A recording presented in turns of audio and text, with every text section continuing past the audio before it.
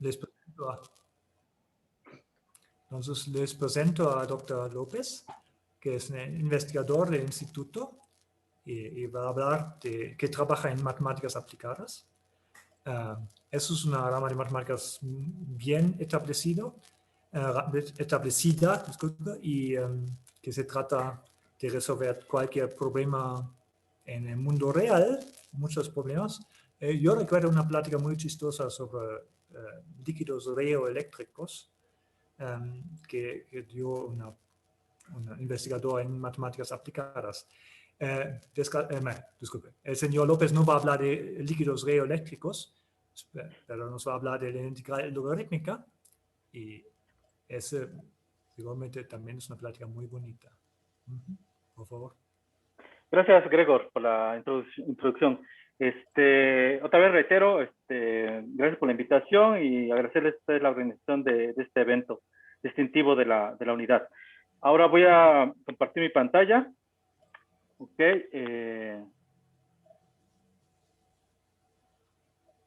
Ya estoy compartiendo mi pantalla. Supongo que ya la ven. Sí, pero sí. Modo okay. no continuo, ¿no? Okay. Tienes el modo no continuo, ¿no? Posiblemente, ya. A ver.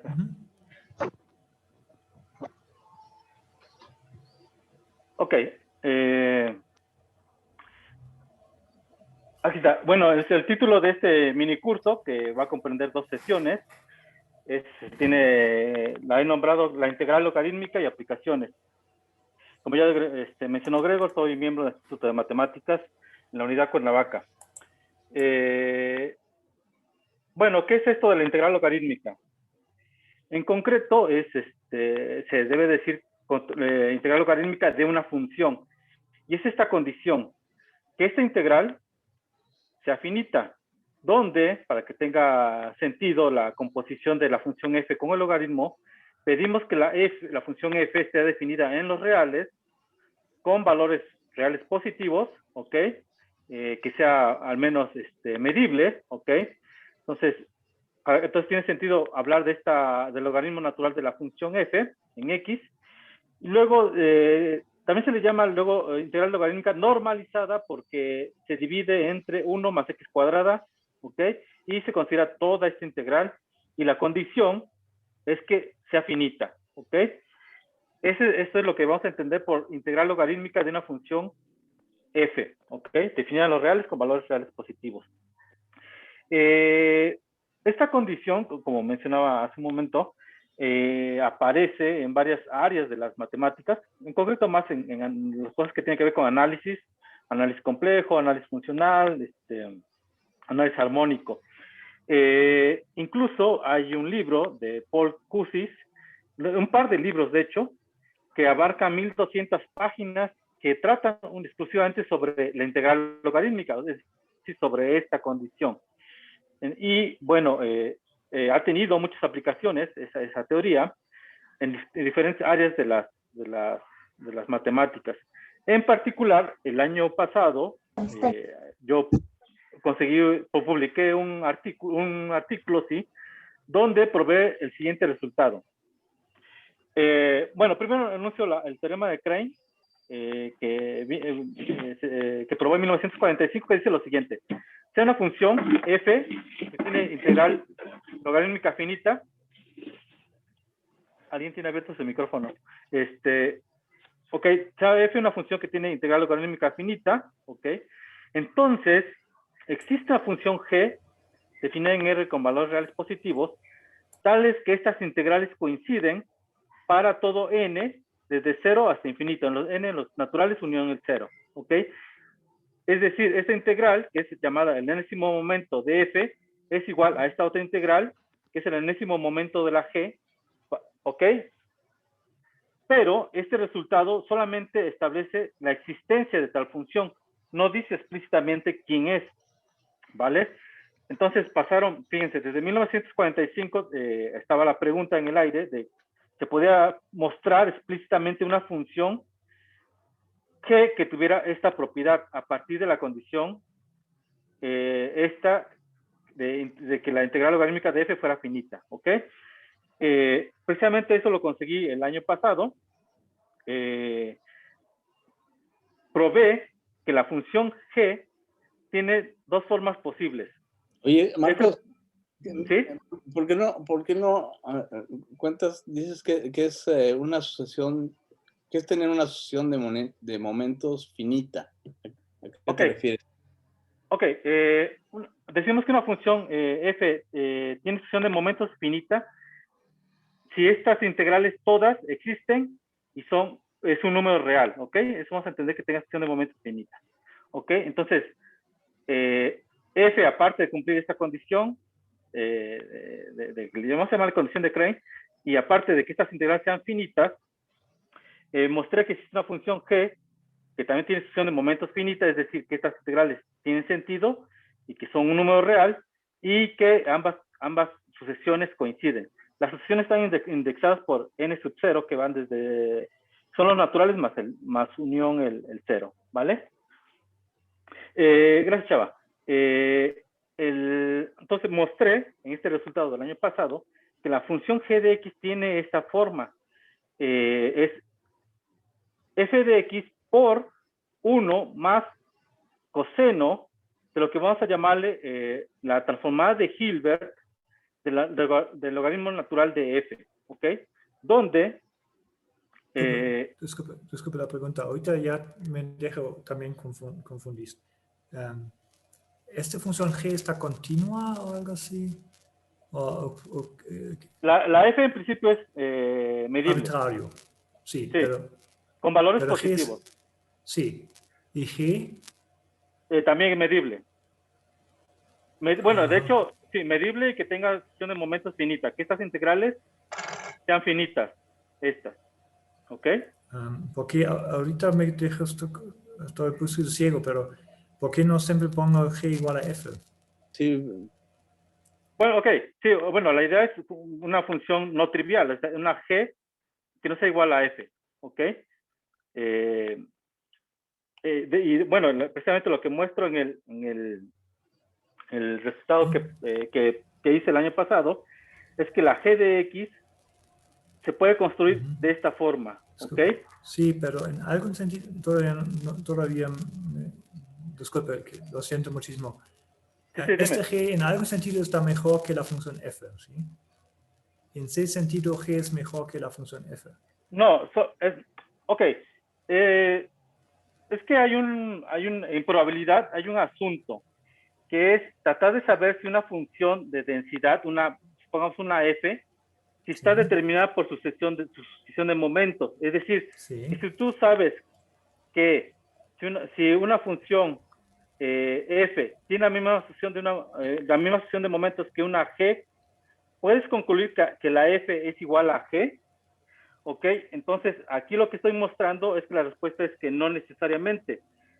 No necesariamente una función está determinada por sucesión de momentos. Es decir, que yo puedo encontrar una g diferente de la f que tiene la misma sucesión de momentos que la f. ¿Ok? Entonces la función g está peor de la función f.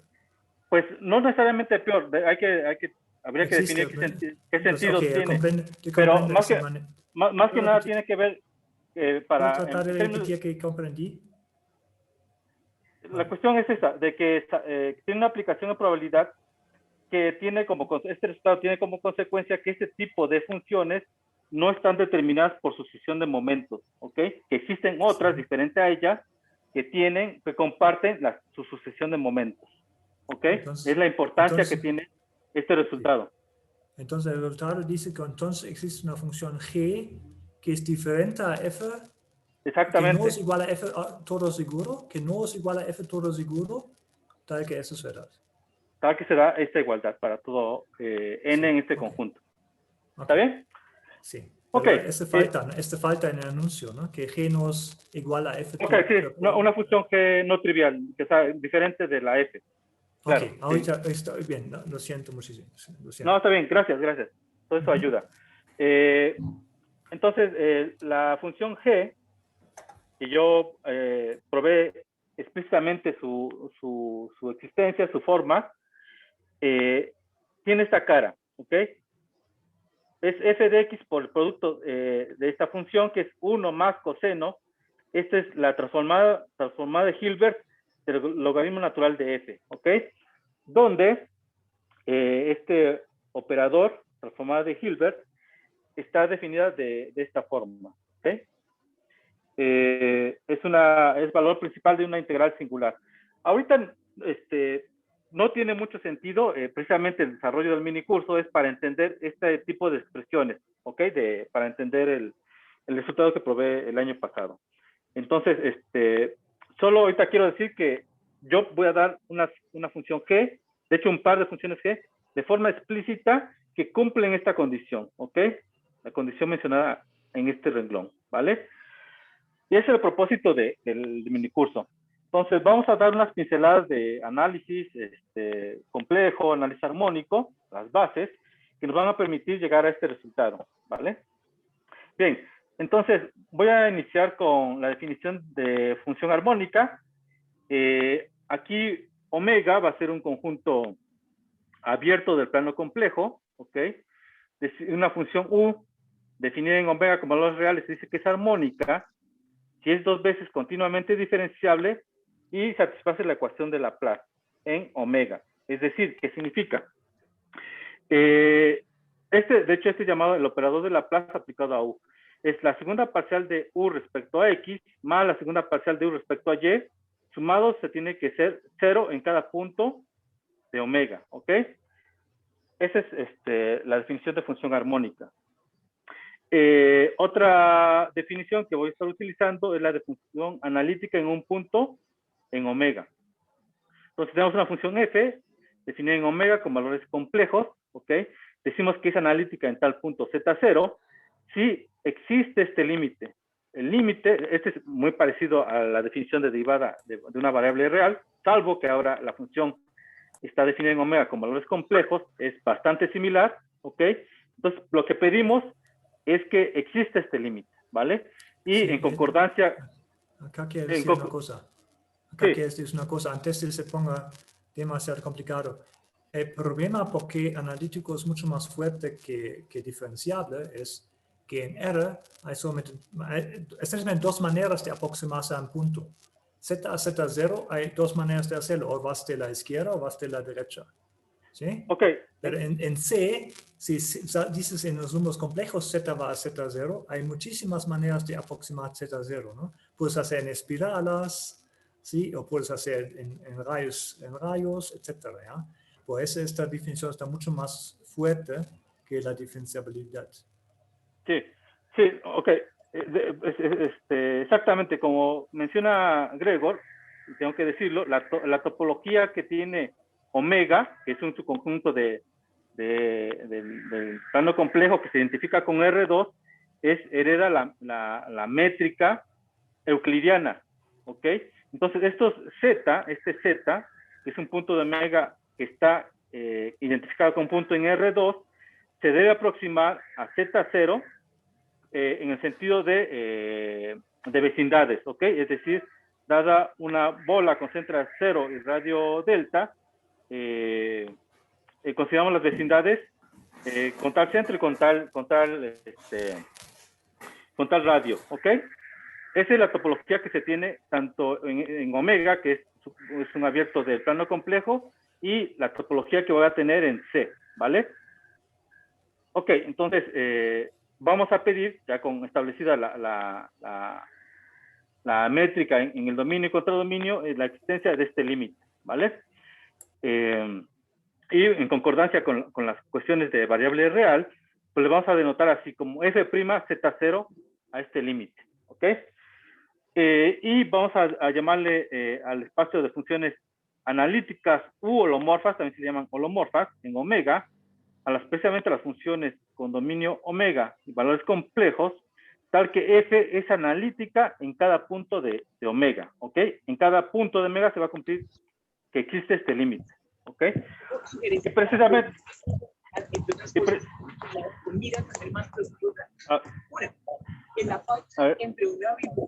¿Tiene que cerrar su micrófono? ¿Jesús?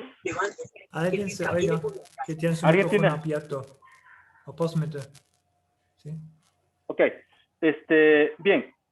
Precisamente, como bien menciona Gregor, estas funciones analíticas tienen una gran riqueza de propiedades, ¿ok? Y las vamos a explotar.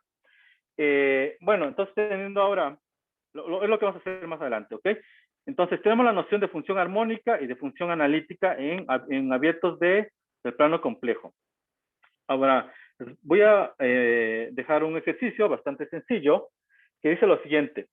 Considera una función psi que va del disco en el disco unitario abierto. Este D va a denotar el disco unitario abierto, es decir, bueno, aquí lo puse cerrado, pero es el abierto, ¿ok? Con centro en el origen y radio 1, ¿ok? Ese va a ser D. Esta sí va del disco abierto en el disco abierto. Voy a suponer que es analítica en D, ¿ok? Y luego la voy a componer con una función U que va del disco unitario abierto en el plano complejo, que es armónica, ¿ok? Entonces, tengo la composición que estoy mencionando acá abajo, sí, seguida de U, está definida en el disco con valores complejos y va a resultar que esa composición va a ser una función armónica, ¿ok? Bueno, lo estoy haciendo con estos dominios especiales, pero en realidad el resultado es válido en regiones generales, ¿ok?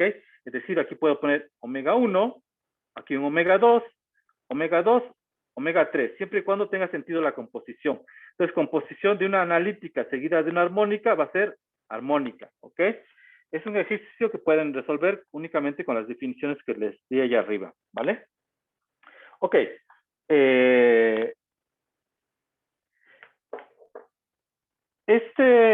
Un resultado fundamental en la teoría de funciones holomorfas analíticas, que es la base de la variable compleja, que es, de esta área de las matemáticas, es la llamada fórmula integral de Cauchy, que dice lo siguiente. Supongan que tiene una función que es analítica en una vecindad, o sea, en un abierto, que contiene el disco cerrado unitario. Este disco es cerrado, ¿ok? Es el disco cerrado unitario. Entonces, lo que pido es que sea analítica en una vecindad, en un abierto que contenga ese disco cerrado unitario. Entonces, en particular, se cumple este resultado, que la función f en cualquier punto z en el interior, en el disco unitario abierto, se puede reconstruir como esta integral compleja, ¿ok?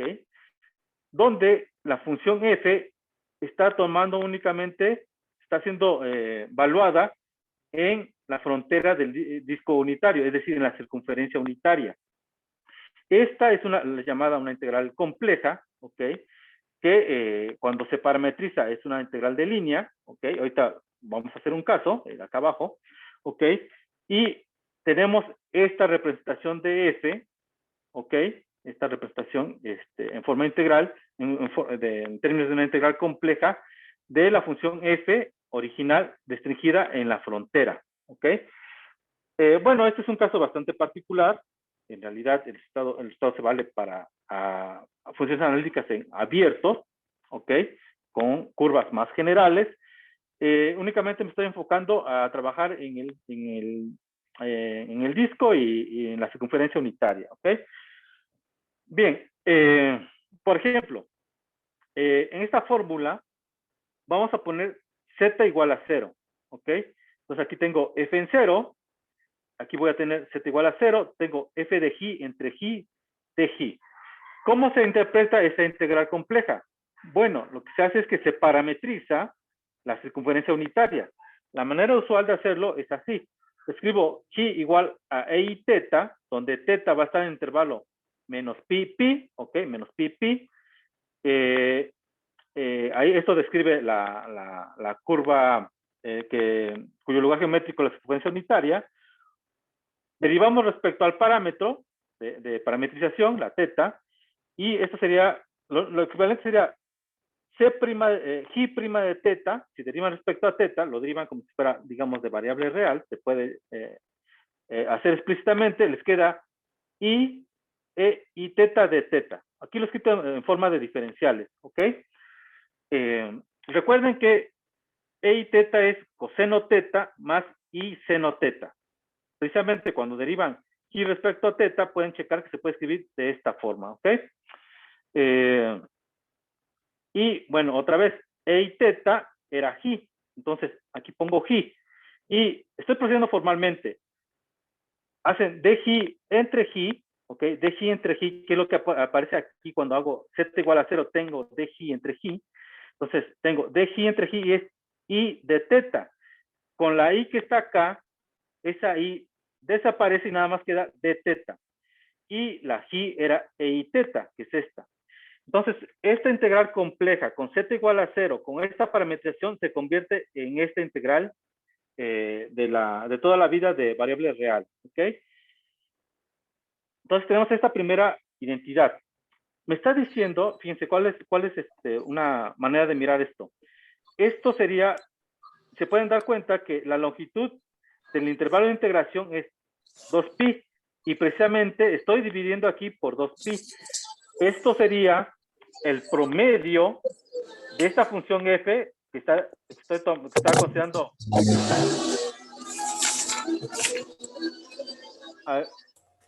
que está tomando valores en la circunferencia unitaria, ¿ok? Y luego estoy integrando de menos pi. ¿Alguien Bueno, aquí ¿Alguien abrió su... alguien Dice todavía Jimmy tiene su Porras. micrófono abierto, ¿no? Dice Por Jimmy favor, Porras. ciérralo. ¿Sí? Ok, entonces, lo que tengo, otra manera de mirar esto es que esto es el f en 0, es el promedio de la f restringida a la circunferencia unitaria. ¿Ok? Esta es una propiedad muy bonita, en este caso para esta función f. ¿Ok?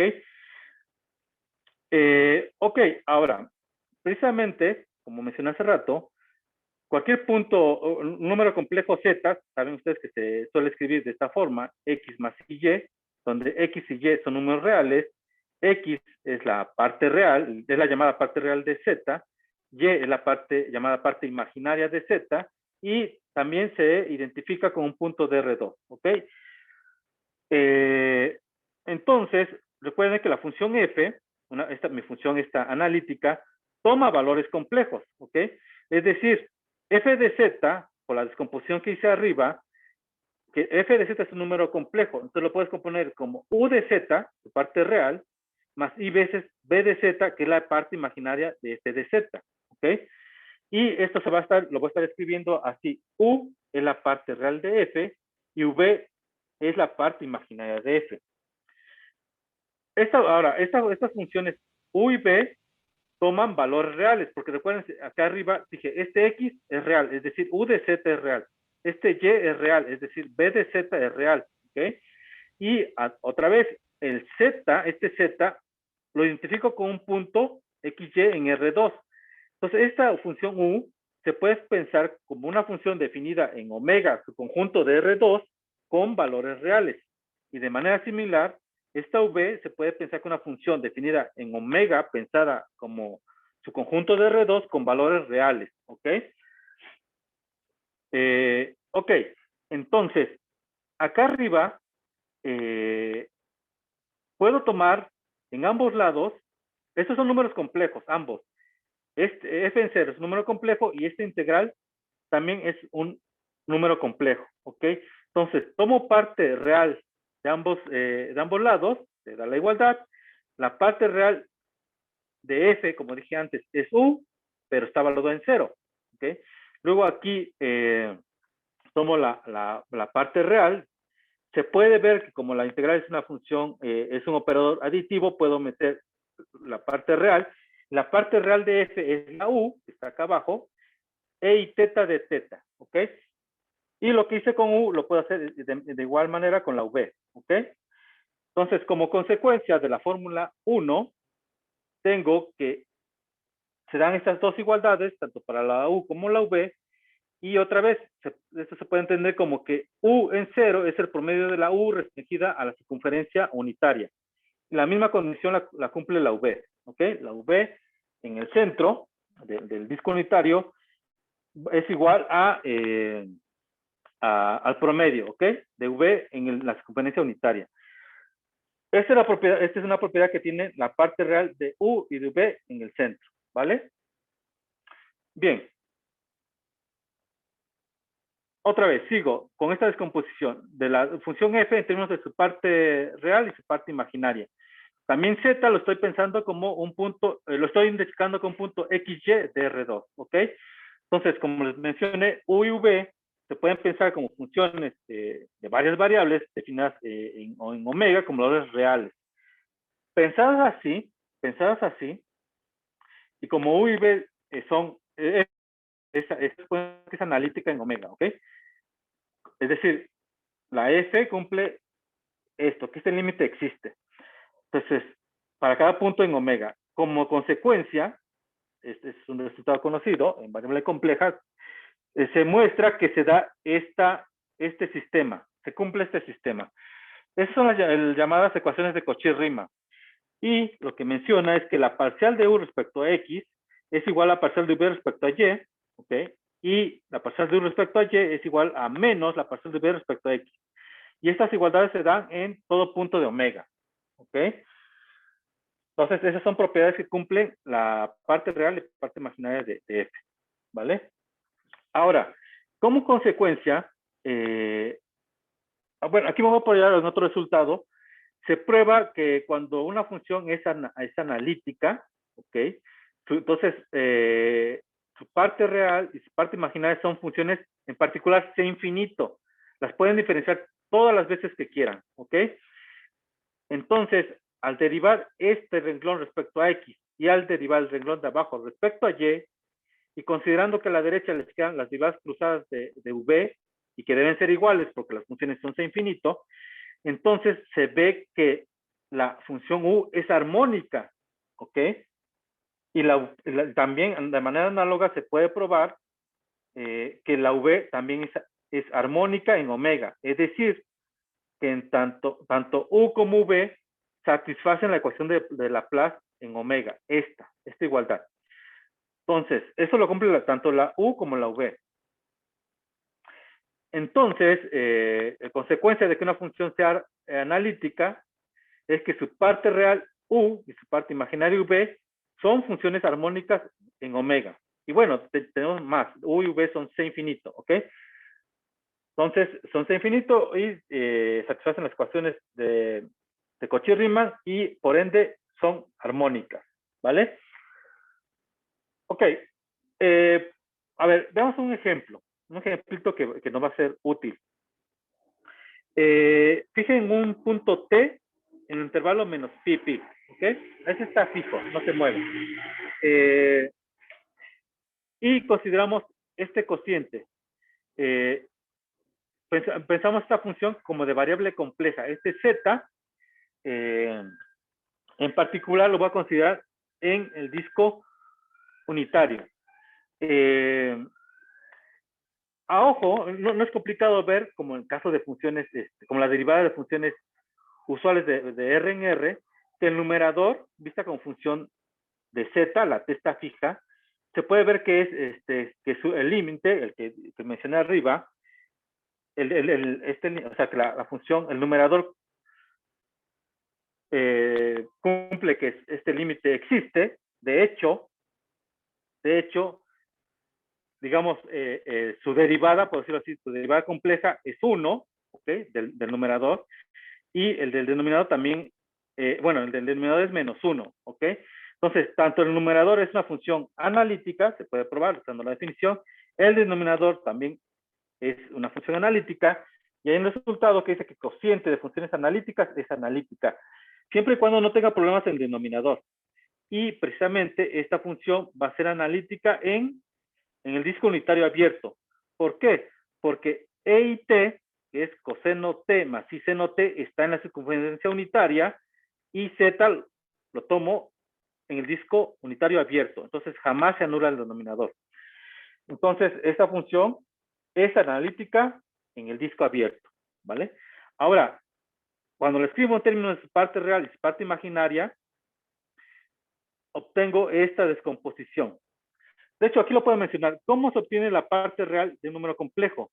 Hay una formulita que me dice que puedo lograrlo sumando este número más su conjugado y multiplicarlo por un medio. Eso me va a dar la parte real. Debo mencionar qué es el conjugado de z. A ver, cuando tienen un número complejo z de la forma x más y, z conjugado es x menos y. Esa es la definición, ¿vale? Entonces, este número más su conjugado y multiplicado por un medio me da esta expresión. Este número menos su conjugado multiplicado por 1 entre 2i me da este término que es la parte imaginaria, ¿ok? La parte imaginaria de este cociente. Por lo que vi arriba, esta función es armónica en el disco unitario abierto, la parte real, y es la parte imaginaria, este cociente, sin el i, también es una función armónica en el disco unitario abierto. Ambas son armónicas en el disco unitario abierto, ¿ok? Bien, de hecho, bueno, pues lo escribí acá abajo.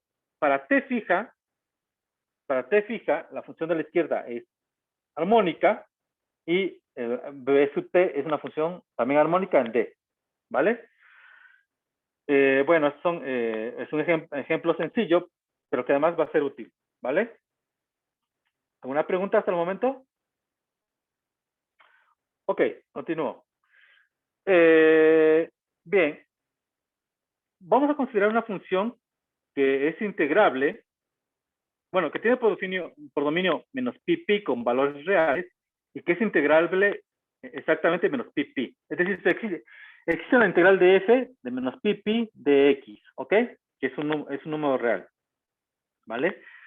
Y considero esta expresión, ¿ok? Si se fijan, este cociente es precisamente la función que consideré antes, es esta, rt de z. RTZ es esta función. Para t fija y como función de z es analítica en el disco abierto, ¿ok?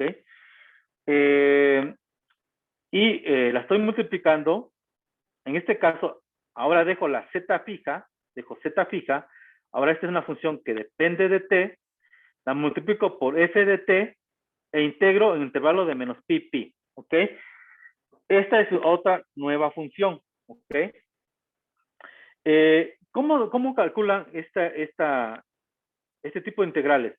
Bueno, pueden escribir este cociente en términos de su parte real y su parte imaginaria, como lo hice aquí, ¿ok? Así. Y ya estas funciones ya toman, fíjense, la u y la v toman valores reales, ambas, ¿ok?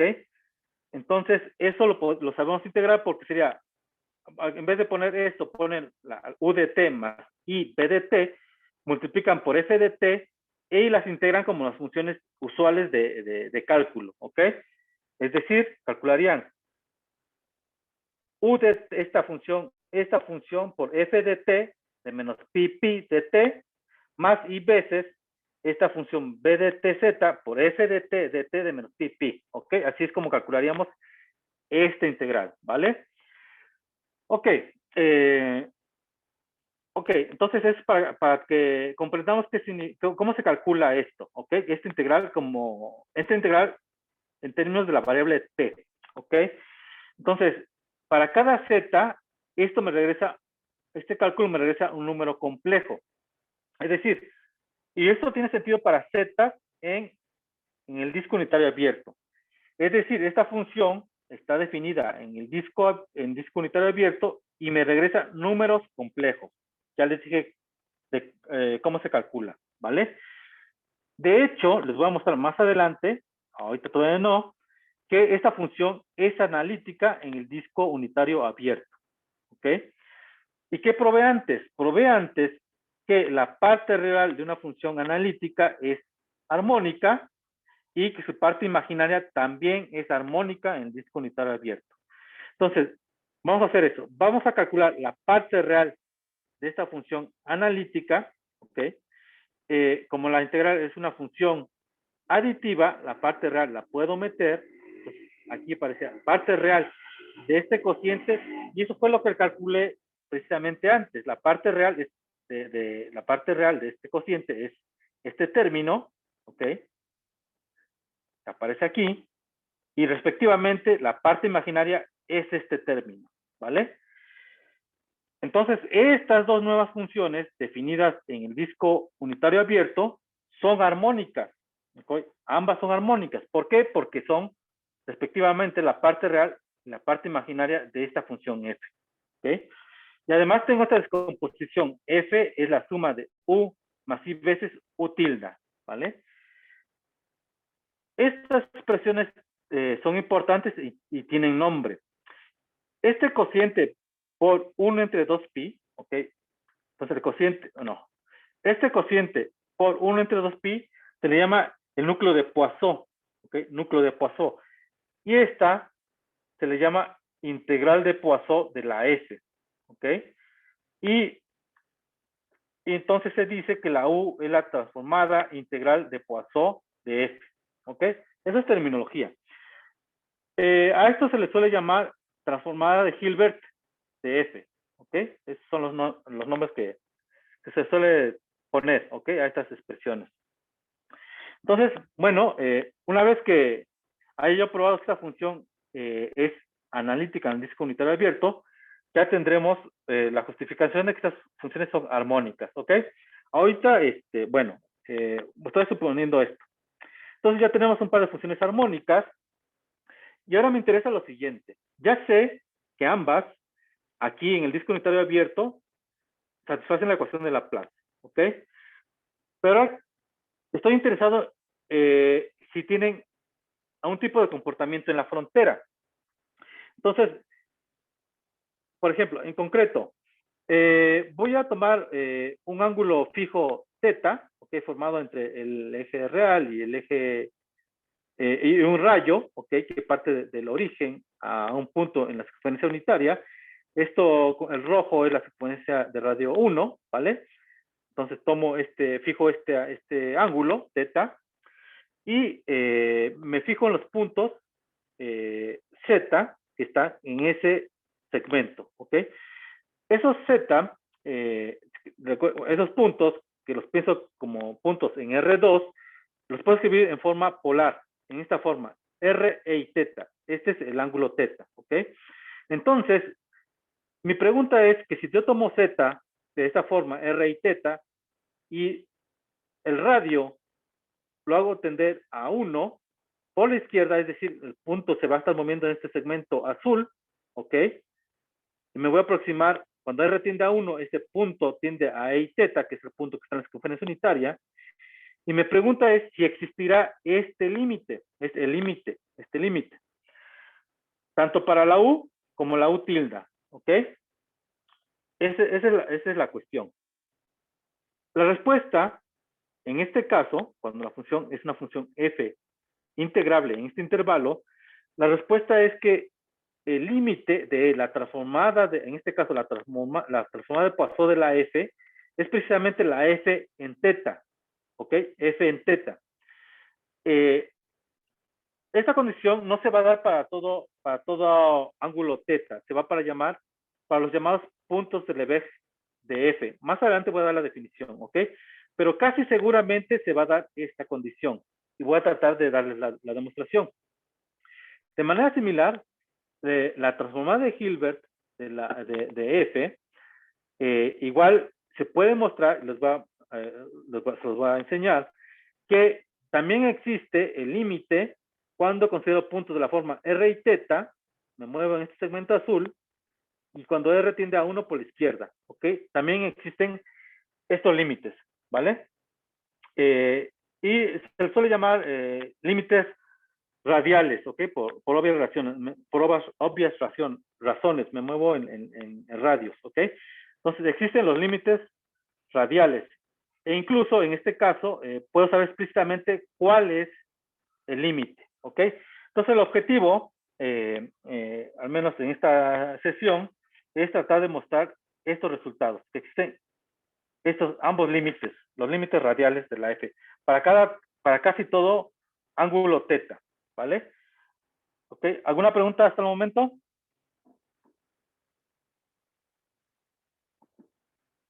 Ok.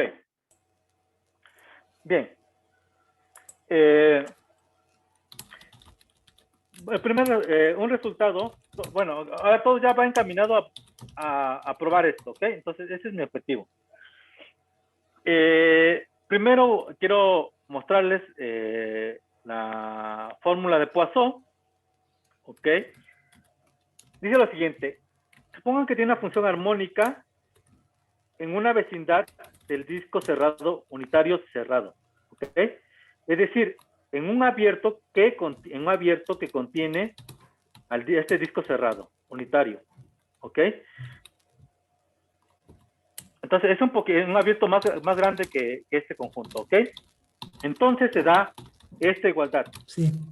U de z es igual a esta integral. Si se fijan, 1 entre 2pi por este cociente, ese es el núcleo de Poisson, ¿ok? Esa es una función armónica. Y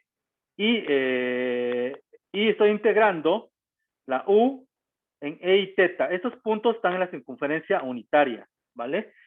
Entonces, lo que me dice este resultado es que, otra vez, a partir de conocer los valores de u en la circunferencia unitaria, yo puedo reconstruir la función u en cualquier punto z en el disco unitario, abierto, ¿ok? Entonces, reconstruyo la u únicamente sabiendo que la u es armónica y que conozco los valores de la u en la circunferencia unitaria. Y de hecho, esta es la fórmula. Se puede pensar también que u de z es un promedio de la u restringida a la circunferencia unitaria, pero ponderado, es decir, hay un peso, este peso, que es el núcleo de Poisson, ¿ok? Entonces, se tiene esta bonita propiedad, ¿ok? Bien, vamos a ver cómo es la demostración, ¿vale?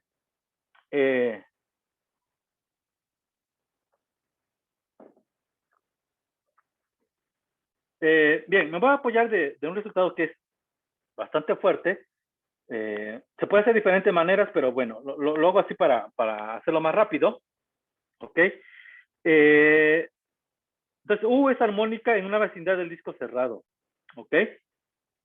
Entonces, existe una función V que también es armónica en una vecindad del disco cerrado, tal que cuando formo esta función, esta nueva función, resulta que esta es analítica en una vecindad del disco unitario cerrado, ¿ok?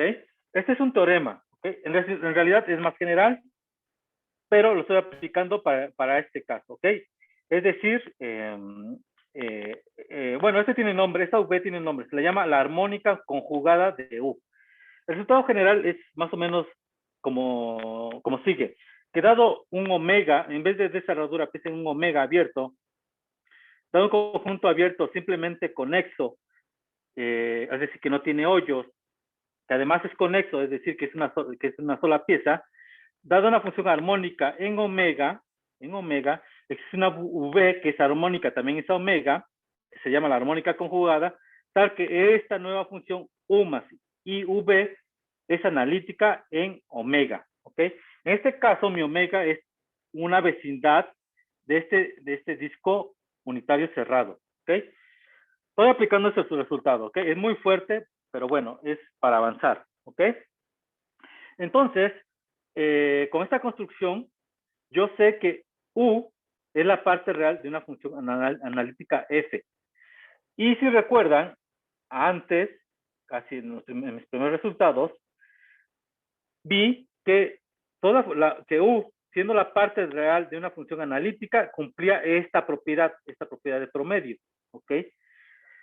Entonces, según la construcción que he hecho ahorita, como U es la parte real, fíjense, U es la parte real de esta función analítica, entonces se cumple que U en 0 es igual a este promedio. El promedio de la U en la circunferencia unitaria, ¿vale?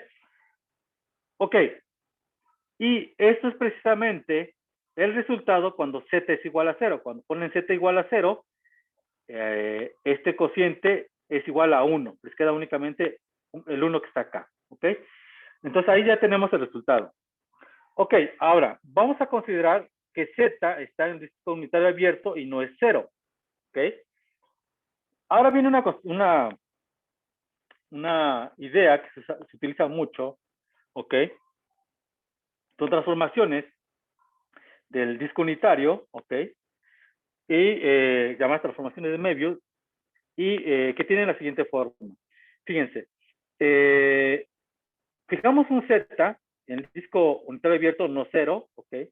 Consideramos esta función analítica, que es un cociente, ¿ok?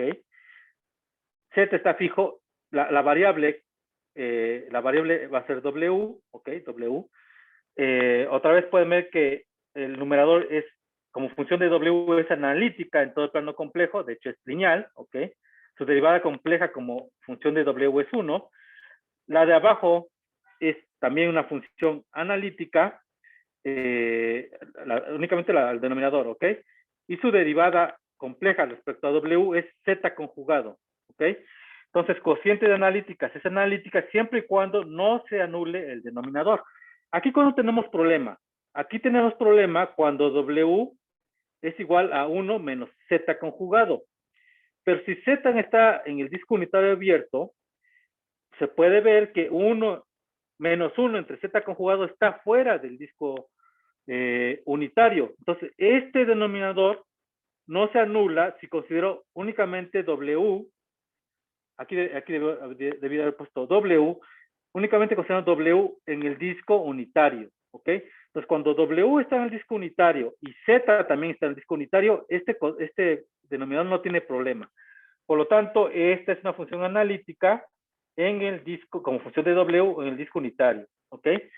Y de hecho, este C sub Z, este mapeo, es biyectivo. Y su inversa se puede calcular, tiene esta forma, haber puesto como variable la eta. Resulta ser que esta función también es analítica. A este tipo de funciones se les llama biolomorfas, ¿ok? Es decir, que son analíticas en ambos sentidos, es decir, la función original y su inversa, ¿vale? ¿Qué propiedad tiene esta función psi de z? Déjenme ponerlo acá. Pues tiene más propiedades geométricas. Ya les mencioné, es un mapeo, psi sub z, z fijo, mapea el disco unitario abierto de manera biyectiva en el disco unitario abierto. Pero también hace lo mismo con la circunferencia unitaria. También manda de manera biyectiva la circunferencia unitaria en la circunferencia unitaria. ¿Ok? Su inversa también hace lo mismo, manda el disco unitario abierto en el disco unitario abierto. ¿Vale? Entonces, tengo esta riqueza de propiedades. ¿Ok?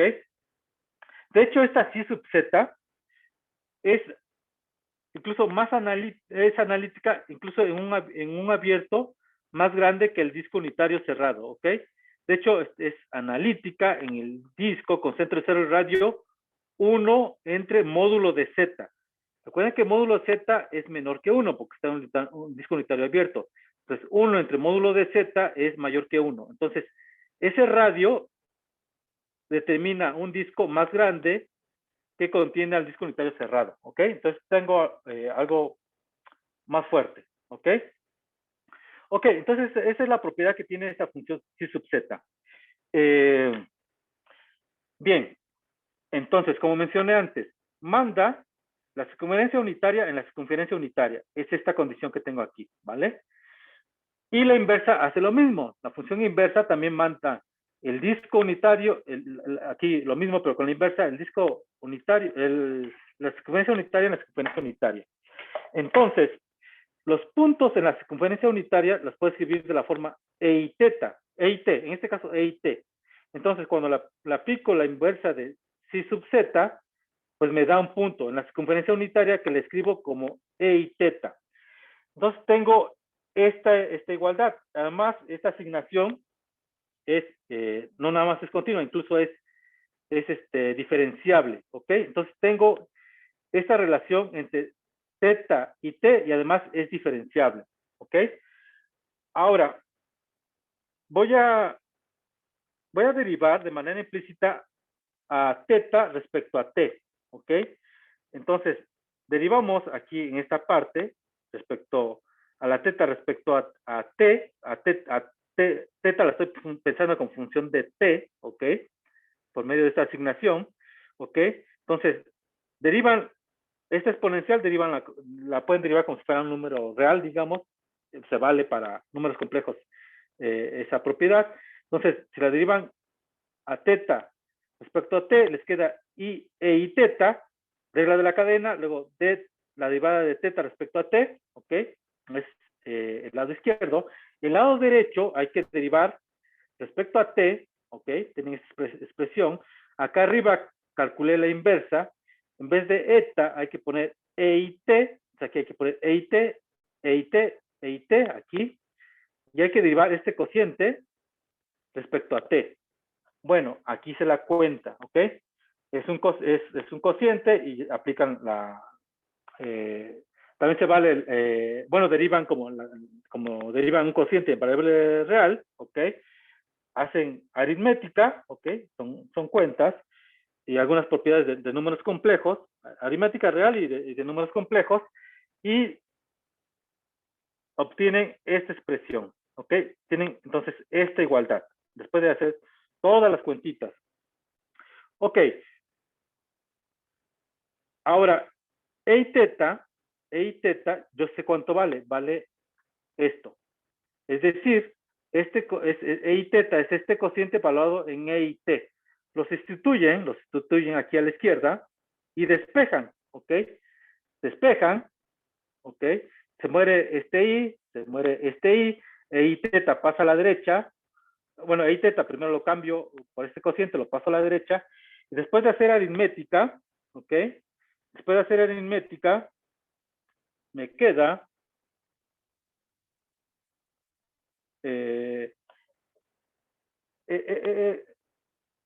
aquí, después de hacer aritmética, de teta, ya acá abajo, si es que sale algo aquí.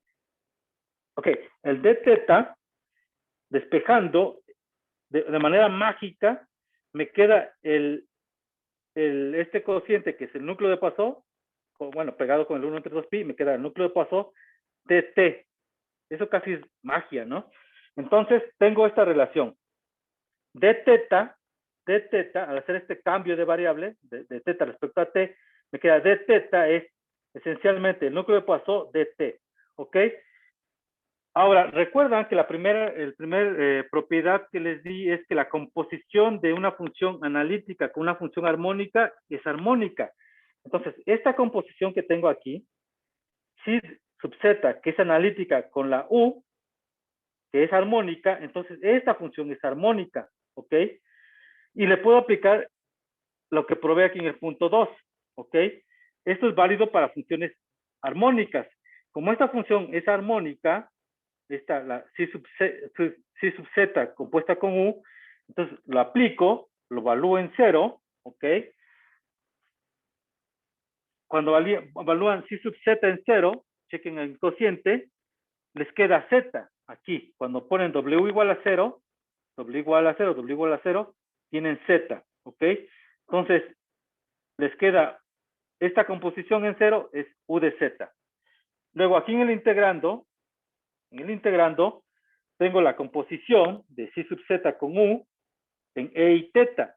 Pero recuerden que hice el cambio, el que tengo allá arriba, aquí, cuando aplico C sub z de e y teta, les queda e y t, ¿ok?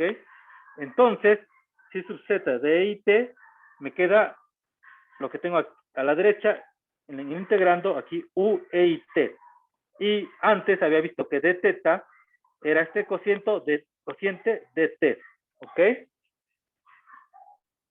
Y eso es precisamente nuestro resultado, ¿vale? Si se fijan en la caja rosa, eso es lo que quería probar. Y he usado el punto 2, ¿ok? Para funciones armónicas, para este caso especial.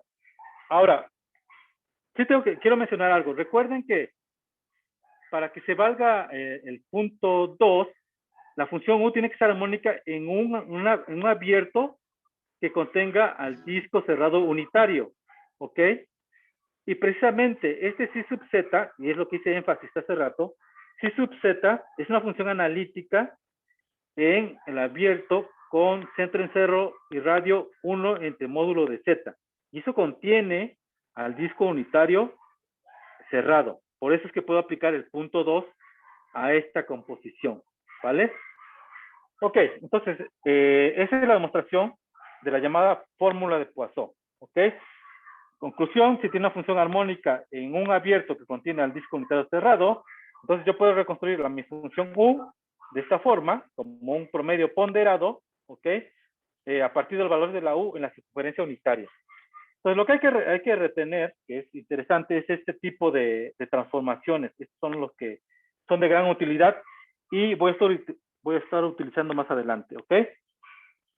¿Alguna pregunta?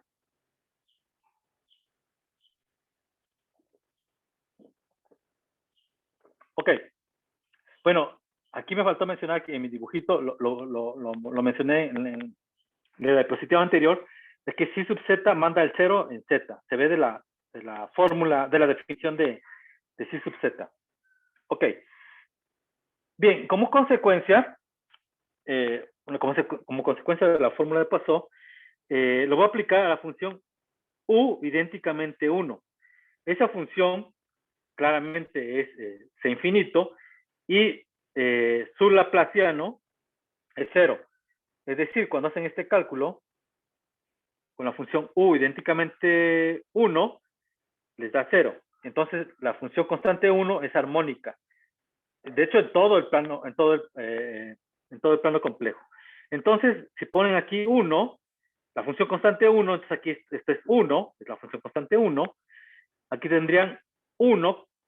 Entonces tienen que la integral del núcleo de Poisson siempre vale 1 para cualquier z. Y es lo que he puesto aquí. Cuando ponen u idénticamente 1, no aparece, es constante. Aquí también no aparece, es constante. Entonces tengo esta fórmula que es válida para todos z en el disco unitario abierto. ¿Ok? Es decir, el núcleo de Poisson siempre integra 1 para cualquier z. Cuando estoy integrando respecto a t. ¿Ok? Cuando escribo z en coordenadas polares, de esta forma, r y θ, ¿cómo se ve el núcleo de Poisson? Se ve de esta forma. Módulo de z es módulo de z al cuadrado es r cuadrada. Aquí, bueno, hacen la aritmética de números complejos y pueden ver que les queda de esta forma. En el denominador, 1 más r cuadrada menos 2r coseno θ menos t. Esta θ es el argumento de z, ¿ok? T es la variable de integración. Entonces, en coordenadas polares, voy a tener que la integral de núcleo de Poisson siempre es 1, ¿ok? En este caso, para cualquier θ, entre menos pi y r, entre 0 y 1. ¿Estamos? Entonces, es consecuencia del núcleo de Poisson. Bien, entonces, este tipo de transformaciones son llamadas transformaciones de Möbius, ¿ok? Son muy útiles. Y hay otra, que incluso tiene nombre, se llama la transformada de Cayley. Esta, sí, ¿ok? Tiene la siguiente característica. Va a mapear el semiplano abierto superior, que he puesto aquí con líneas amarillas, de manera biyectiva en el disco unitario abierto. Este tiene radio 1 y manda abierto en abierto, ¿ok? Amarillo en amarillo. Y también manda el eje real, que le voy a llamar R, le voy a llamar así, lo voy a identificar con los números reales, y que manda el eje real en la circunferencia unitaria. De hecho, manda todo el eje real en la circunferencia unitaria, excepto al menos 1. Ahorita les doy la fórmula de la phi, ¿ok? Y además, esa función phi es biolomorfa, es decir, es biyectiva del semiplano superior en el disco unitario abierto, es analítica en su dominio, su inversa, que va del disco unitario abierto en el semiplano superior, también es analítica en el disco unitario abierto, es biolomorfa, ¿ok? Esa es la transformada de Cayley. ¿Cuál es su escritura explícita? Es esta que está en la caja verde, ¿ok? es una transformación de Möbius, que de hecho una transformación de Möbius es el cociente de funciones analíticas lineales. Si se dan cuenta, el numerador es una función lineal en Z, el denominador también es una función lineal en Z. Esas son las llamadas transformaciones de Möbius, ¿ok? Y bueno, tiene esta escritura explícita y hace todo lo que mencioné en la diapositiva pasada, ¿ok? Es un binomorfismo de H sobre D que manda el eje real en la circunferencia unitaria. De hecho, lo manda en toda la circunferencia unitaria menos el -1, ¿vale? Ok. Similar exactamente a como hice aquí. Fíjense. Recuerden que aquí si sub z mandaba la circunferencia unitaria en la circunferencia unitaria y usé este cambio, ¿ok? ¿Ok? Este es un E y T, está en la circunferencia unitaria, E y T está en la circunferencia unitaria, ¿ok? Voy a hacer algo similar ahora con la transformada de Cayley, pero la transformada de Cayley manda puntos en el eje real en la circunferencia unitaria. Es decir, manda puntos de la forma... los puntos que están aquí en el eje real, recuerden que se escriben como T,0, donde T es un número real. Pero esos puntos de la forma T,0 lo identifico como T, ¿ok? No pongo T más I0, pongo únicamente T, lo pienso como un número complejo, ¿ok? Pero escribo únicamente T, ¿ok? Entonces, ¿esto qué es? Esta parte es phi de T, esto es phi de T. Sí, fíjense, aquí tengo la fórmula, en vez de Z pongo T, ya les dije que lo pienso como, está en el eje real y lo pienso como un número complejo. Entonces, phi de T me da un número en la circunferencia unitaria. ¿Cómo se ve? Un punto en la circunferencia unitaria se ve como E a la I tau. Entonces, tengo esta relación entre T y tau, ¿ok? Dada por el mapeo de Cayley, ¿ok? Entonces, de hecho, esta asignación también es diferenciable, ¿ok? Voy a pensar como en el caso que hice hace rato, en la demostración de la fórmula de Poisson, voy a pensar a tau como función de t, y voy a hacer derivación implícita, ¿vale? Entonces, es lo que hago hasta abajo. Me voy a saltar esta parte de medio para pasar directamente a la parte inferior. Entonces derivo E y tau respecto a t. Otra vez les queda la expresión, esto que aparece en la línea de esta abajo a la izquierda, ¿ok? Derivan como si fuera otra vez como variable real, digamos, es válido en variable compleja. Entonces les queda I, E y tau, la diferencial de tau respecto a t, ¿ok? De tau de t. Y a la derecha derivan respecto a t. En este caso es muy fácil, ¿ok? Es la derivada de este cociente respecto a t. Pueden hacer las cuentitas y les queda ese cociente, ¿ok? Ahora, pero sabemos cuánto vale E y tau. Entonces ahí en el lado izquierdo, en la línea de hasta abajo, pongo el cociente que define E y tau, ¿ok? Y despejo. Entonces va a pasar a la derecha, va a pasar aquí a la derecha, fíjense, despejo aquí con el recíproco, entonces aquí pasa como I más T, abajo I menos T, se muere un I más T, es que aparece esta cosa, entonces aparece un I más T, me queda un solo I más T en el denominador, y tengo este I menos T que pasó dividiendo, es el que está acá abajo, el I menos T en el denominador, ¿ok? Hacen el producto de números complejos, que están en el denominador, y les queda esta parte, 2, 1 más t cuadrada. Entonces les queda que la derivada de tau respecto a t es 2 entre 1 más t cuadrada. ¿Ok? Eso lo voy a estar usando más adelante, esta igualdad. ¿Vale? Ahora, esto, se fijan, es el núcleo de Poisson. Bueno, únicamente le falta el 1 entre 2pi, pero esencialmente es el núcleo de Poisson para el disco, ¿ok? Para el disco unitario, así se llama. Sustituyo, en vez de W, le pongo phi de Z, ¿ok? Hago W igual a phi de Z, entonces sustituyo, entonces tengo 1 menos W, que es phi de Z, estoy haciendo ese cambio, módulo al cuadrado. Aquí en el denominador voy a hacer este cambio que el que mandaba el eje real en la circunferencia. Entonces, en vez de E y tau, pongo este cociente, que es este, menos W, que es phi de z, ¿ok? Estoy haciendo este cambio, W igual a phi de z. Y bueno, hay que hacer aritmética, ¿ok? Otra vez operación, números complejos, ¿ok? Aquí lo he puesto, lo pueden luego verificar. Bueno, son cuentas, cuentas, cuentas. Y pueden ver que al final les queda esta expresión, ¿ok? Esta expresión. Ahora, finalmente, lo que hago es considerar este cociente de tau en forma de diferencial. Aquí despejo el de tau como diferencial. La diferencial de tau es 2 entre 1 más t cuadrada, la diferencial de t. Entonces aquí pongo la diferencial de tau, que la cambio por diferencial de tau es 2 entre 1 más t cuadrada, que está aquí. Entonces muere este factor y me queda únicamente dt. Entonces me queda 2 dt por este cociente. ¿Ok? Lo que dije con palabras es esto. El núcleo, esencialmente, el núcleo de Poisson de tau es el cociente dt. ¿Ok? Entonces, cuando hago este cambio, cuando aquí tengo esta expresión, y hago igual a W igual a phi de z, ¿ok? Donde z está en el semiplano superior, y hago este cambio, ¿ok?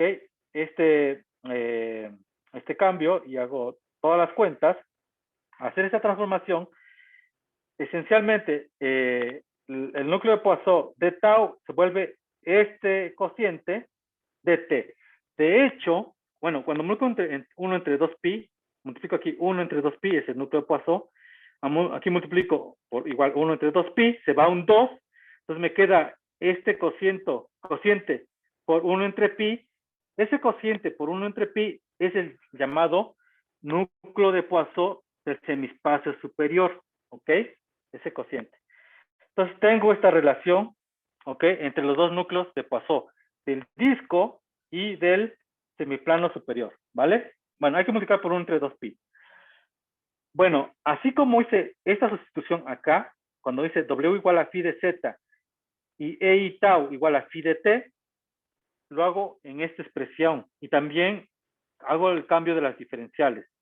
Haciendo la aritmética, tengo esta identidad, ¿ok? Ok. Entonces, eso me va a permitir tener el siguiente resultado, ¿ok? Que está aquí en azul. Supongan que tiene una función u definida en el eje real con valores reales, ¿ok? Que cumple esta condición de integrabilidad, ¿ok? Que esta integral es finita.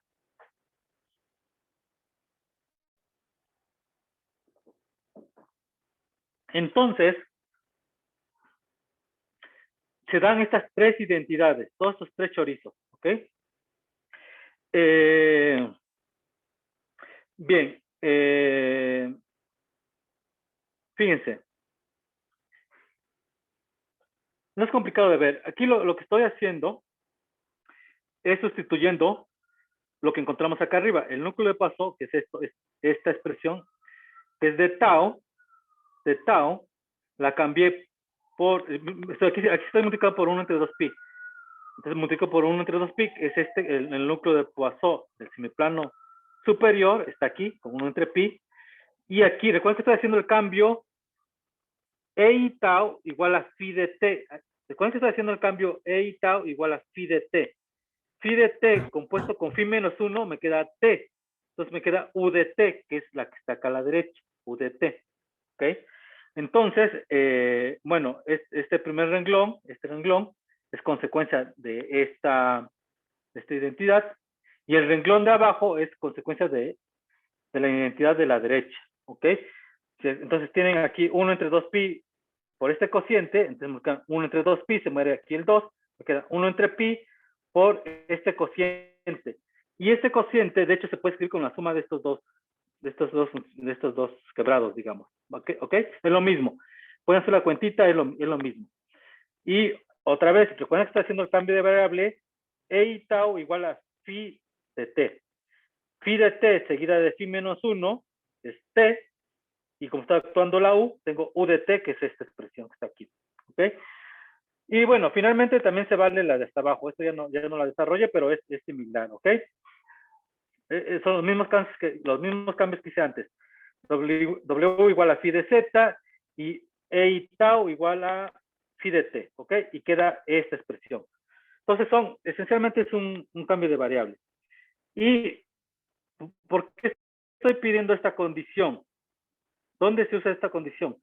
Bueno, pues precisamente la uso para que se dé la igualdad de hasta abajo. En la de igualdad de hasta abajo estoy usando el cambio de variable e y tau igual a phi de t. Si se fijan, cuando hago ese cambio, en la integral de la izquierda, tengo phi de t seguida de phi menos 1, que es t, y la u está actuando sobre esa t. Entonces tengo u de t. Pero luego d tau, recuerda que d tau en términos, según ese cambio de variable, d tau, lo tenía yo antes, aquí d tau, d tau es 2 entre 1 más t cuadrada de t, ¿ok? Entonces, por eso es que sale aquí en el denominador 1 más t cuadrada, ¿ok? Entonces, la hipótesis es únicamente para asegurar que la función de la izquierda es integrable, es decir, que esta función es integrable y puedo hablar de su transformada de Poisson. Aquí también esta es integrable y también puedo hablar de esta función y aquí también, ¿ok? Tiene sentido las integrales de la izquierda, ¿ok? Ok. Bueno, ¿por qué quería mostrarles esta clase de resultados? Porque, digamos, a partir de las cuentas que he hecho, se ve de dónde salió esta expresión 1 entre 1 más t cuadrada. Me voy a regresar hasta el principio de la plática. Fíjense, aquí en la definición de integral logarítmica de una función, aparece en el cociente 1 más x cuadrada, ¿ok? Entonces, digamos, una manera de decir por qué aparece esa expresión es por el tipo de cuentas que hemos hecho acá. Más adelante voy a aplicar este resultado cuando u es de la forma precisamente logaritmo natural de f. Cuando u es igual al logaritmo natural de f, que es precisamente la condición de Krein o de que la integral logarítmica de f es finita, entonces se van a cumplir todas estas identidades con u igual al logaritmo natural de f.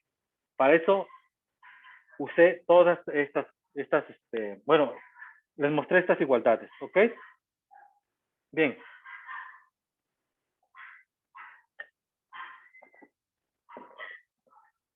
Tenemos otro teorema, ¿ok? Que dice lo siguiente. Supongo que tiene una función armónica en el disco abierto, únicamente en el disco abierto, ¿ok? Y que es positiva. Entonces la V es armónica y positiva, ¿ok? Entonces, existe una medida nu en el intervalo menos pi, tal que la B de Z se reconstruye por medio de esta integral. Si se fijan, el integrando es el núcleo de Poisson. Exactamente la expresión que hemos estado trabajando. 1 entre 2pi por este cociente es el núcleo de Poisson, pero aquí estoy integrando respecto a la medida nu en el intervalo menos pi, ¿ok? Entonces va a dar esta identidad para todo Z en el disco unitario abierto. De nueva cuenta, ¿qué nos está diciendo aquí? ¿Qué pasa si esta medida es no atómico, si tiene átomos? ¿Eso también es verdad? ¿Obtengas una función armónica o alguna función armónica más un polinomio o los átomos corresponden? Es una pregunta. A ver, déjame pensar. Sí, eso se vale, claro, pues no puede tener átomos, no hay ningún problema. Sí, claro. Sí, claro. Sí, piensa en una delta de Dirac y sí, tu función es armónica. El núcleo de Poisson es armónico para cada Z. Con función de Z. Ok. Sí. Ok. Gracias, Gregor. Ok. Precisamente, miren, jóvenes, cuando la nu es una delta de Dirac, o una medida con masa en un punto, esta integral se entiende como evaluar la t en un solo punto. Piensen aquí en un t sub 0. Entonces tendrían el núcleo de Poisson en el punto t sub 0. Y hace rato les mostré que el núcleo de Poisson como función de z es armónica. ¿Okay? Entonces el estado se vale también. Sí puede darse el caso de que la nu sea una medida con masa en un punto. Ok, bien. Otra vez, como consecuencia de esto es, bueno, una manera de pensar esto es que la función armónica se reconstruye, ¿ok? A través del núcleo de Poisson, pero ahora es algo como ponderado también, con una ponderación de la medida, ¿ok? Con este peso. Ok, ¿cómo se hace la demostración? Bien, vamos a apoyarnos en un resultado previo. Esto tiene cara a la fórmula de Poisson, pero tenemos una medida, ¿verdad? Entonces, el truco es el siguiente. Consideren un R fijo que está entre 0 y 1. ¿Okay? Ese lo fija, ¿vale? Está fijo. Y consideren esta nueva función. Se puede mostrar, es un ejercicio, que esta función vuelve a ser armónica, ¿ok? ¿Pero en dónde? Recuerden que la función, el dominio de la función era el disco unitario abierto, es decir, cuando el módulo de RZ, en este caso, es estrictamente menor que 1. Es decir, despejando, cuando el módulo de Z es menor que 1 entre R, pero R es menor que 1, por lo tanto, 1 entre R es mayor que 1. Entonces, de hecho, esta función es analítica en un abierto que contiene al disco unitario cerrado, ¿ok? Y como es analítica en una vecindad de disco unitario cerrado, puedo aplicar la fórmula de Poisson para esta función, ¿ok? A ver, les recuerdo la fórmula de Poisson. Es esta, ¿ok? La función que estoy tomando ahorita es V de RZ. Es armónica en un abierto que contiene al disco unitario cerrado. Entonces se vale esta igualdad, ¿ok? Entonces lo estoy aplicando a esta función. Por eso es que aquí aparece V, R, E y T. ¿Ok? Estoy aplicando simplemente la fórmula de Poisson. En particular, cuando hacen Z igual a 0, ya les dije, este cociente siempre vale 1, cuando Z es igual a 0, entonces tienen esta igualdad. ¿Ok? Entonces, para todo R, entre 0 y 1, estas integrales valen V en 0, un número finito. ¿Ok? Ok, ahora viene un resultado, digamos, como técnico, ¿ok? Déjenme mencionarlo rápidamente. Vamos a salir tantito. Se ve esa... Sí ve mi pantalla, ¿verdad? Sí. Ok. Voy a pasar a unas cuestiones de medida, muy rápido, ¿ok? Los voy a recordar. Ok. Bien. Consideren una colección de subconjuntos de menos pi, ¿ok? Que es no vacía, ¿ok? Decimos que es una sigma álgebra, si cumple estas dos condiciones. Estás desfasado, algo está raro. ¿No se ve ¿se ve en pantalla? Pero sí, pero estás en la lámina que dice si ves mayor. Ah, ya. Ah, ya, es que tengo que dejar de compartir. A ver, un momento.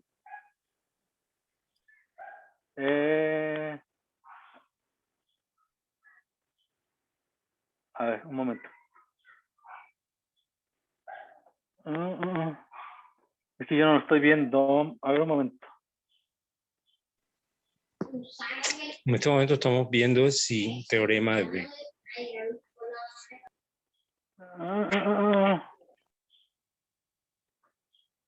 Es que me cambié de... A ver. Déjame, me voy a cambiar. Aquí. Ok. Ahora sí, ¿verdad? Sí. Ok, Ahora voy a sí. recordar algunas cuestiones de medida. Consideren sigma una colección no vacía de conjuntos de menos pi. Ok, decimos que es una sigma álgebra si es cerrada bajo complementos y si es cerrada bajo uniones numerables. Ok. Ahora, una medida en una sigma álgebra es una función conjuntista, ok, en este caso lo voy a llamar mu, de sigma en los reales.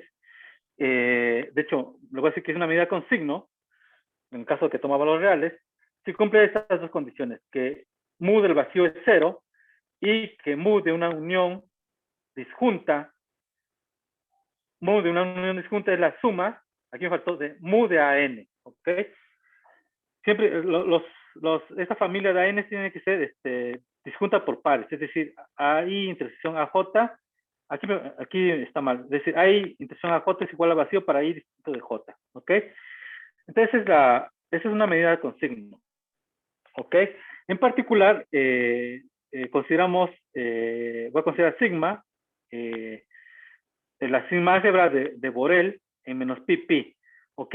Esta sigma álgebra es, digamos, la sigma álgebra que contiene a la topología de los abiertos en menos pi, ¿ok? Son los conjuntos, digamos, que se pueden medir. En particular, pueden pensar en abiertos, cerrados, en menos pi. Esos se pueden medir, ¿ok? Y recuerden que estamos trabajando con una función, esta VR EIT dt, ¿ok? Estas expresiones de ese estilo, ¿ok?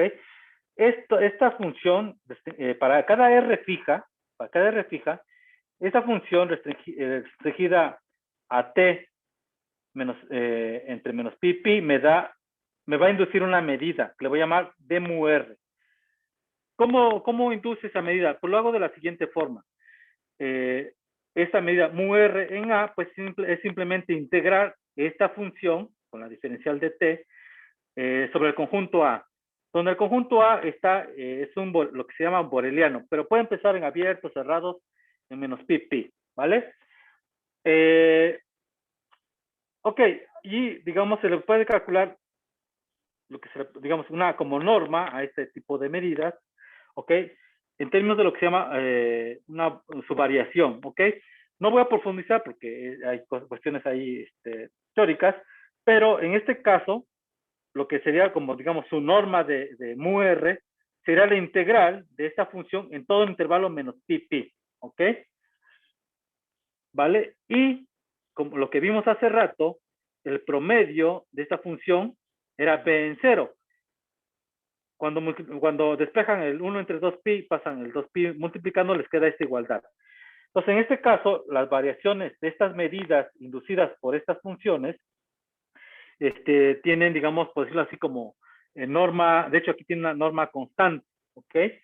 Y en el caso de medidas, existe un resultado parecido al de Bolzano-Weierstrass de reales. ¿Qué dice el teorema Bolzano-Weierstrass? Dicen que si tienen una sucesión acotada, entonces pueden extraer una subsucesión convergente. Bueno, aquí en medidas existe un resultado similar que se llama principio de Helly para este tipo de medidas. En este caso, estas medidas, de hecho, tienen, digamos, entre comillas, norma, de hecho, finita, en este caso, constante, es acotada. Entonces, ese principio de Helly asegura que, dada una sucesión Rn que tiende a 1 por la izquierda, yo puedo extraer una subsucesión de estas medidas, en vez de, ahorita tengo mu r sub n, tengo esta sucesión. El principio de Helly me dice que puedo extraer una subsucesión, que lo escribo así como mu sub r sub k, que converge a una medida en menos pi, ¿ok? A una medida. Pero tengo que decirles qué se entiende por convergencia. En el sentido de medidas, aquí, significa que la medida actuando en F, estas medidas mu sub Rnk, actuando en F, converge, aquí debe ser, este es un número real, debe ser una flecha entera, converge a la medida nu actuando en F, donde f tiene que ser una función continua en menos pi pi.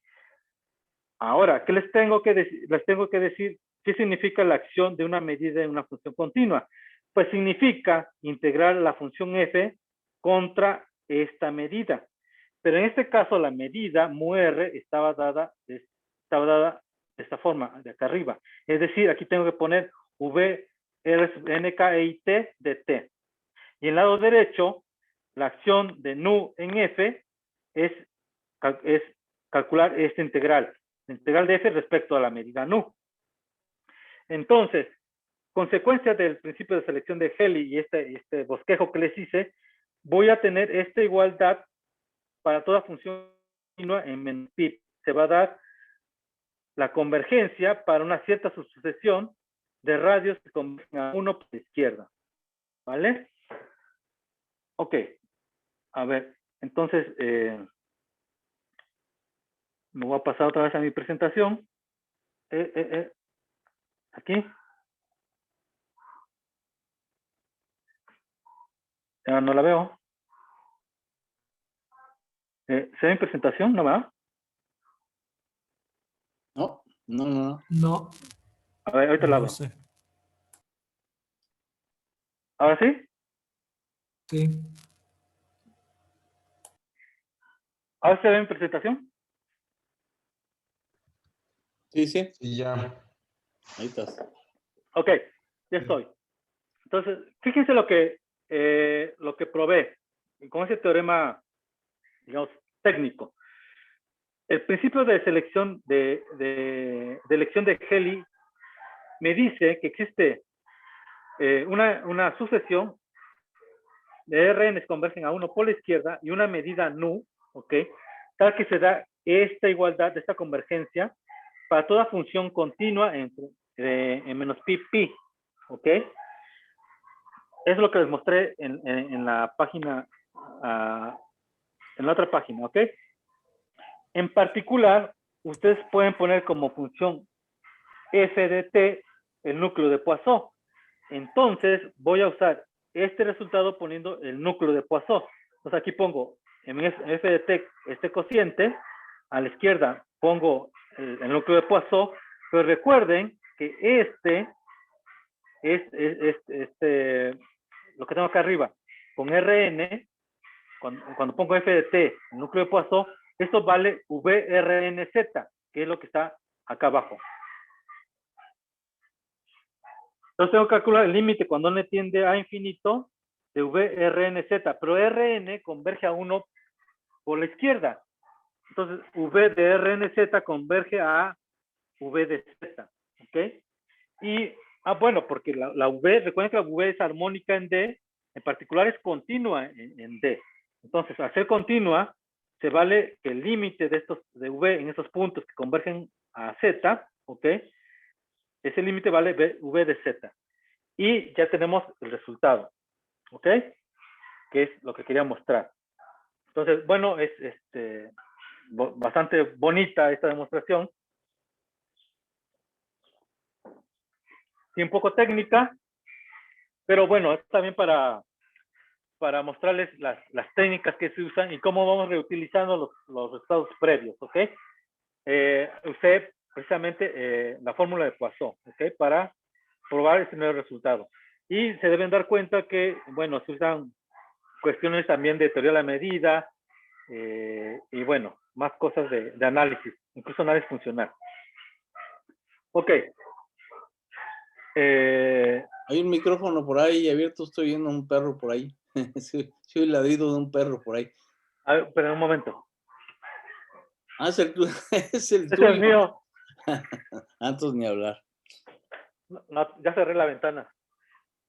Es que a esta hora salen a pasear a los perros. Siempre a esta hora salen a pasear a los perros. Bien. Ok. Algunos resultados que voy a usar de teoría de la medida precisamente es el teorema de diferenciación de Lebesgue. Y voy a poner dos versiones. Una para funciones y otra para medidas.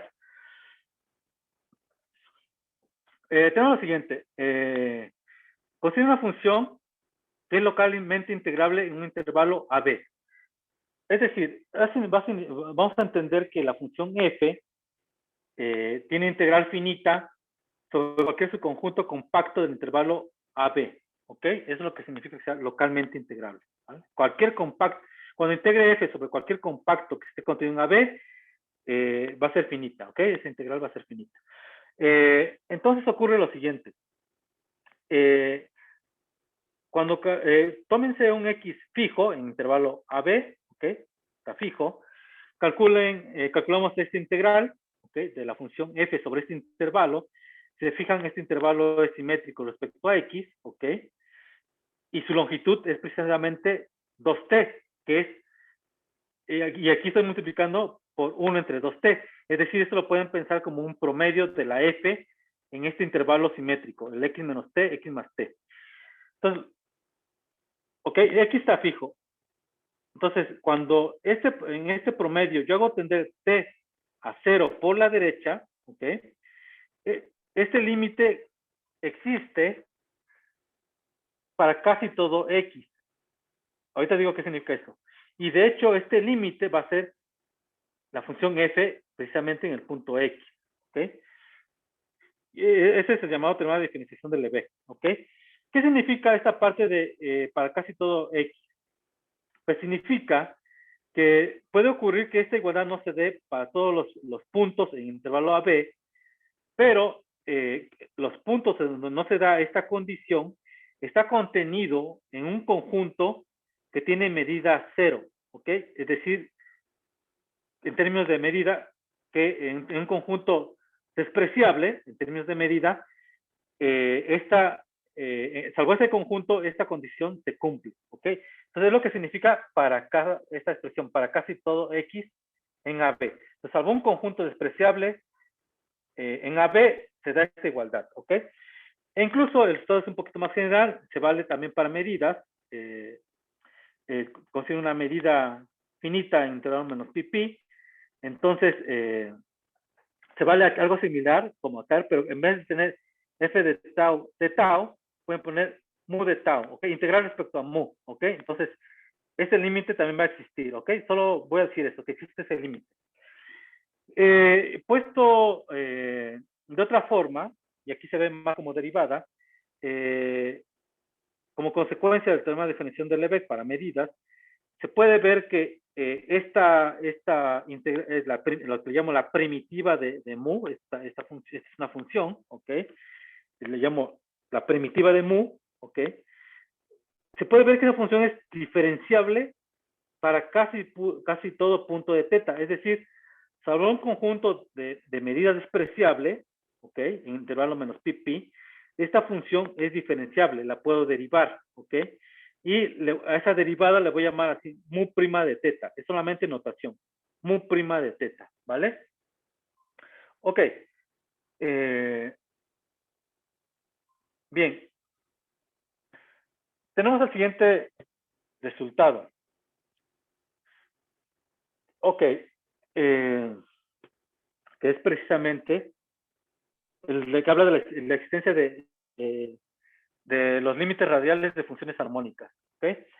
Consideren una función f integrable en menos pi. Consideren su transformada integral de Poisson de la f. Esta expresión. Lo que está acá adentro es el núcleo de Poisson en coordenadas polares. Lo he puesto en coordenadas polares. ¿Ok? Entonces, el z lo escribí. Entonces, es el núcleo de Poisson en coordenadas polares. Todo esto es la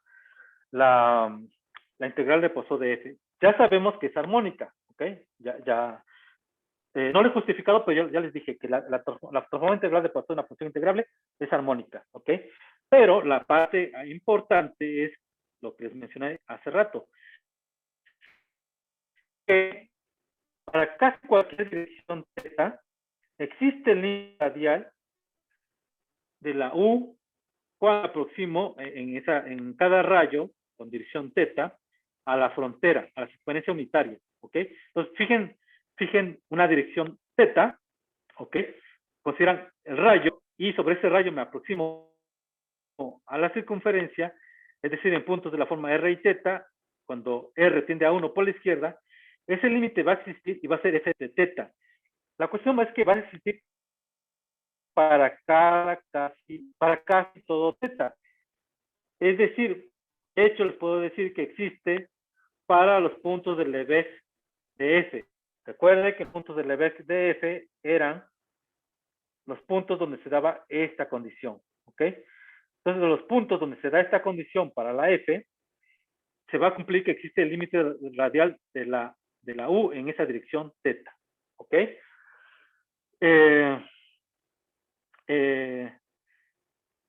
Ok, entonces déjame.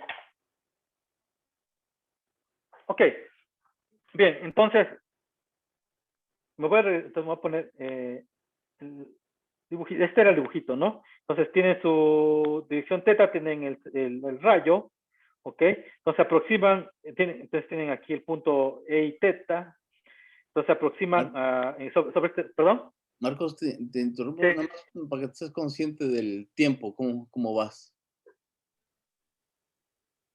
Sí, Bueno. sí, de 5 minutos. Ok. Entonces, sí. Entonces, entonces me estoy aproximando en esta dirección. Entonces, lo que está mencionando el resultado es que esto es exactamente f de teta, ¿ok? Donde teta es un punto de Lebesgue de la f, ¿ok? Es lo que dice el resultado. Ok, bien. Miren, preparé unas notas, ¿ok? Entonces voy a pasar a los organizadores para que se las distribuya. En la próxima sesión voy a iniciar con un bosquejo de demostración. Lo voy a hacer un poco rápido, pero en las notas vienen desarrolladas todas las cuentitas, ¿ok? Entonces, lo que les he platicado hasta ahora, todo esto, las tengo preparadas en unas notas, se los voy a pasar, ¿ok? Y yo creo que ahorita es buen momento para detenerme. Voy a hacer el bosquejo de esta demostración y bueno, y continuar con lo que falta, ¿vale? Entonces, aquí termino mi exposición y si tienen dudas, preguntas, los escucho. Muchas gracias.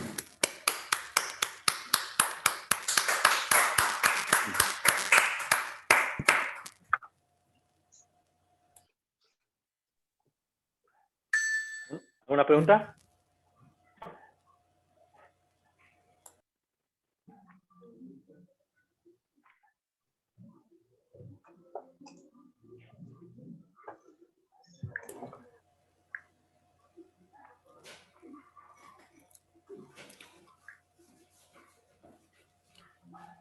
¿No? ¿Preguntas, comentarios?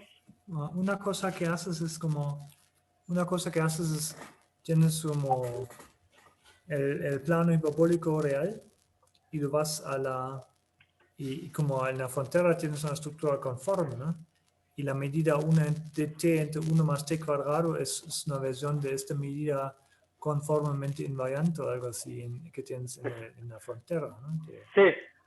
Eso De hecho, después pasa. Sí, de hecho,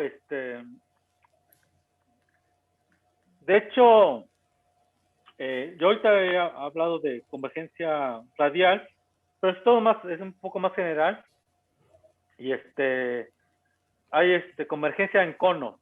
Lo voy a mencionar la próxima vez. Incluso te puedes aproximar al punto frontera E y teta en conos, ¿ok? Y eso te va a permitir, cuando hagas mapeos por ejemplo, del semiplano superior, aproximándote por segmentos verticales, cuando hagas transformación de Cayley, te vas a aproximar a la frontera por medio de circunferencias ortogonales a la circunferencia unitaria. Entonces, sí, hay cosas, sí conformes. ¿Eso sí son conos o son más como cosas que se convergen como dijiste, ortogonal a la frontera? Con círculos ortogonal a la frontera, como un tipo de... En cono, solo vas a permitir, vas a poder asegurar convergencia en cono. O sea, no vas a poder aproximarte de manera tangencial, así. De manera tangencial, no, eso no lo puedes asegurar. Yo pensaba más en una conferencia de tipo, ¿cómo se llama? Cúspide, cuspidal. Que tiene Yo un puedo cúspide asegurar, que sí, tiene un sí, cúspide que converge a este punto, sí. no creo, ¿eh? Ujú. Bueno, gracias. Solo con cono sí seguro es válido. Y la condición de punto de Lebesgue es una condición importante porque generaliza el teorema fundamental del cálculo. Exactamente. Eso es, de algún modo, estás forzando a que valga el teorema fundamental del cálculo. ¿No? Exactamente. Esa es la, digamos, como la generación en teoría de la medida del teorema fundamental del cálculo, que relaciona integrales con derivadas. Exactamente. Entonces aquí incluso se puede mostrar que pueden poner aquí x más t, ¿ok? También esto es válido, existe ese límite, y de hecho, bueno, ponen aquí x más t, y el 2 lo quitan, y existe ese límite, y de hecho ese es el límite lateral, ¿no? La derivada lateral en x. Y bueno, y pueden hacer el otro, poner t igual a 0 aquí, x menos t, 1 entre t, también existe ese límite, y esa es la derivada por la izquierda de f, ¿ok? Entonces, sí, exactamente, este es el resultado que generaliza el tema fundamental del cálculo en contexto de teoría de la medida. Si f fuera continua. Exactamente, cuando f es continua, el estado se vale para... O sea, por ejemplo, incluso la f es continua en cualquier punto en A, B, eso se vale para todo x. Y la derivada de la función ese es el tema fundamental del cálculo, la derivada de la integral indefinida es f de x. Exactamente.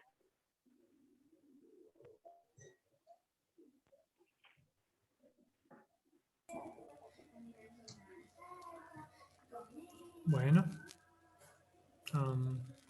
Entonces continuamos el miércoles, ¿no? Con esta plática y como las demostraciones de que estos integrales, como tienes esta presentación de una función armónica. Sí, así es. Muchas ¿Una pregunta gracias. más de los chavos, de los estudiantes? Muchas gracias, Marcos. ¿Perdón? No, solo decía si los estudiantes no tenían alguna pregunta.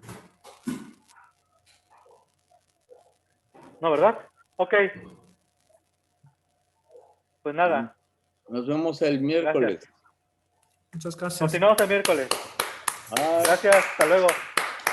Bye. Gracias. Y nos mandas las notas. Ah, sí, ahora mismo les mando la nota. Gracias. Bye. Hasta luego, nos vemos. Dos. Hasta luego.